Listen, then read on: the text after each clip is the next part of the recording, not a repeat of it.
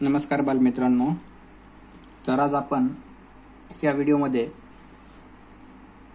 मंथन प्रज्ञाशोध सामान्य ज्ञान परीक्षा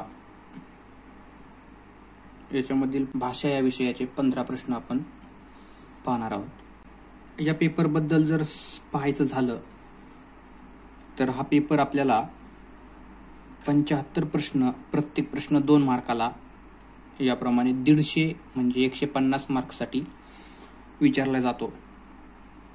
आणि या पेपरसाठी वेळ असतो 1 तास 30 मिनिट म्हणजे 1.5 तास. तर हा पहिला प्रश्न आपण या ठिकाणी सुरू करू. तर हे बघ, पहिला प्रश्न तुला काय सांगितलं त्यानं की खालील उतारा काळजीपूर्वक वाचून त्या खालील प्रश्नांच्या उत्तरांचे पर्याय क्रमांक शोध.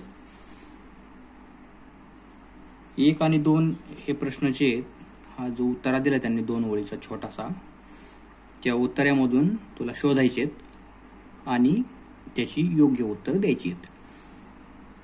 तर इकडं बघ, मधमाशीचं सर्वात महत्त्वपूर्ण वैशिष्ट्य म्हणजे मनुष्याला उपयोगी औषधी मध तयार करणे. हा मध चवीला गोड असतो. मधमाशी फुलावर बसून मध तयार करते. मधमाशी ही पोळ्यात राहते. तर त्यांनी तुला काय विचारलंय तिथं? पहिला प्रश्न असा विचारलाय की मधमाशी कोठे राहते. तर तुला काय सांगायचंय आणि खाली पर्याय काय दिले तुला? तर जाळ्यात राहते, पोळ्यात राहते, घरट्यात राहते की बिळात राहते. तर तू सांग बरं मला आता की मधमाशी कुठे राहते. आपल्याला काय करायचं, याचं उत्तरामधून शोधायचं. मधमाशी सर्वात वैशिष्ट्य म्हणजे काय? मनुष्याला उपयोगी मध तयार करते. याची गरज नाही. आपल्याला विचारलंय काय? मधमाशी कोठे राहते. तर मधमाशी कोठे राहते? मधमाशी या ठिकाणी पोळ्यात राहते. तर हे 2 नंबर तुझं उत्तर असेल, पोळे. मधमाशीपासून आपल्याला काय मिळतं? हा दुसरा प्रश्न तुला विचारलेला आहे त्यांनी. मधमाशीपासून काय मिळतं? काय फुल मिळतं, दूध मिळतं, मध मिळतो की सावली मिळते? तर मधमाशी आपल्याला मध देते. मधमाशीपासून मध मिळतो. मला सांग, फुल कशापासून मिळतं? फुल आपल्याला फुलाचं झाड देतं, बरोबर. दूध आपल्याला काय देतं? दूध गाई देते, म्हैस देते, शेळी देते, मेंढी देते. आणखी आणि सावली कोण देतं? तर सावली झाडे देतात. म्हणून आपण काय केलं पाहिजे? झाडे लावली पाहिजेत, बरोबर. आता तिसरा आणि चौथा प्रश्न काय विचारते ते बोल. खालील संवाद वाचून त्या खालील प्रश्नांच्या योग्य उत्तराचा पर्याय क्रमांक शोध. तुला काय काय आवडतं? मामांनी मयूरला विचारलं. सायकल चालवायला आणि पोहायला. तुला काय काय आवडतं ग? मामा मालतीकडं बघत म्हणाले. पेटी वाजवायला आणि चित्र काढायला. तुमचे बाबा किती वाजता घरी येतात? मामांनी घड्याळात बघत विचारलं. मामा घरातून जाताच सर्वजण शांत झाले.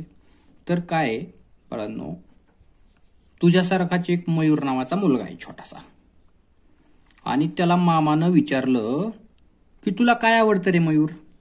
तर मयूर मामाला काय म्हणाला? मामा, मला सायकल चालवायला आणि पोहायला आवडतं.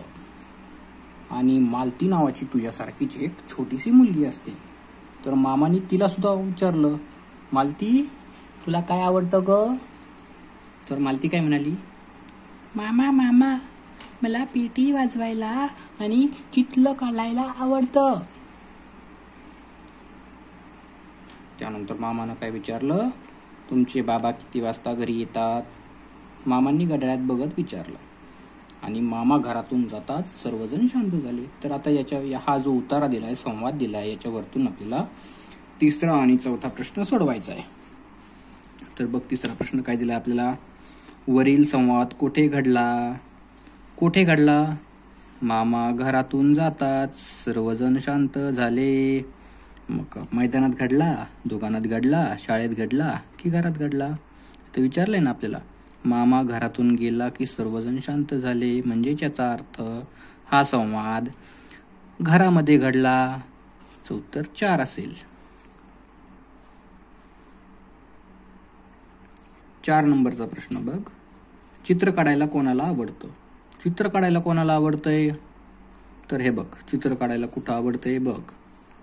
तुला काय आवडतं ग? कोणाकडे बघितलं? मालती. आणि हिला काय आवडतंय? पेटी वाजवायला आणि चित्र काढायला. म्हणून चित्र काढायला कोणाला आवडतं? मालतीला आवडतं. हे बघ, ट आ ब ही अक्षरे जुळवून कोणता अर्थपूर्ण शब्द तयार होतो? ट आंब. आता मला सांग, ट आंब याचा अर्थ काय होतो? काहीच नाही. आंटब काहीच नाही. आंबट ही चव आहे म्हणून आंबट. रात्र या शब्दाचा समानार्थी शब्द कोणता?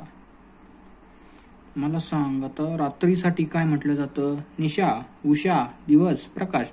प्रकाश म्हणजे उजेड, दिवस म्हणजे उजेड, उषा म्हणजे प्रकाश आणि निशा म्हणजे रात्र. 7वा प्रश्न बघ. सोबतच्या चित्राचं लिंग कोणते? ही पपई आहे. हे आहे स्त्रीलिंगी. बघ, पुढील शब्दगटातील अनेक वचनी शब्द कोणता? अनेक वचनी. पुस्तके. एक पुस्तक, एक असेल तर पुस्तक, जास्त असतील तर पुस्तके. हा बसतोय बरोबर. वही, एक असेल तर वही, दोन असेल तर वह्या, जास्त असतील तर वह्या. पिशवी, एक असेल तर पिशवी, जास्त असतील तर पिशव्या. दरवाजे, एक असेल तर दरवाजा, अनेक असतील तर दरवाजे. म्हणजे एकही बसतोय आणि ड ही बसतोय अनेक वचनामध्ये. मग अ आणि ड, अ आणि ड हे झालं आपलं उत्तर. त्यानंतर पुढचा प्रश्न बघ, 10 नंबरचा.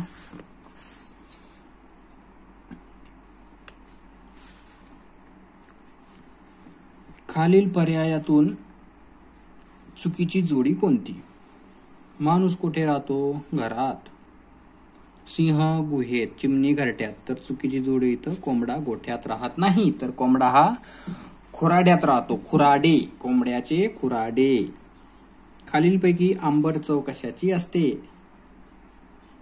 कशाची असते रे आंबट चव? साखरेची नाही.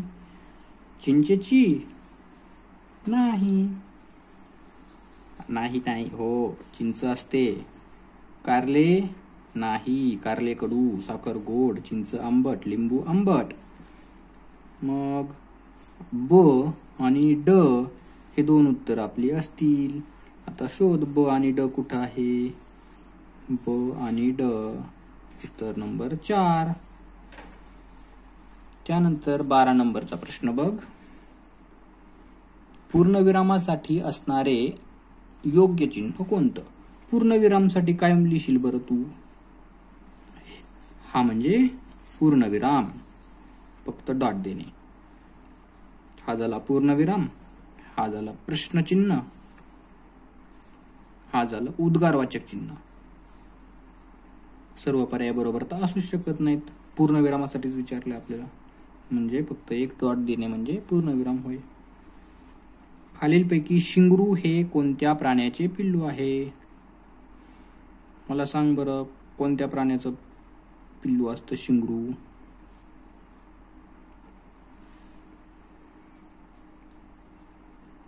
वाघाचा बछडा, हरणाचे पाडस, घोड्याचे शिंगरू, सिंहाचा छावा.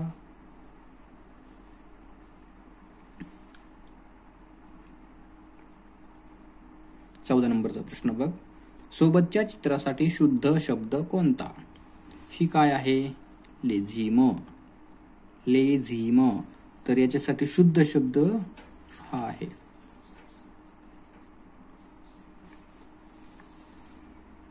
पुढील प्रश्नात, शेवटचा प्रश्नात हा, पुढील प्रश्नात प्रश्नचिन्हाच्या जागी योग्य पर्याय शोधा. जसे गायीचे हंबरणे, गाय कशी हंबरते? मा. घोड्याचे भुंकणे, घोडा भुंकतो नाही. डरावणे, भुंकतो कुत्रा, डरावतो बेडूक. ओरडते खिंकाळणे घोडा. कोण ओरडतं? मुलगा. तर हे आपण मराठीचे किंवा भाषेचे 15 प्रश्न पाहिले. तर हा जो गणिताचा विभाग आहे दुसरा, तो आपण पुढच्या व्हिडिओत पाहू. धन्यवाद.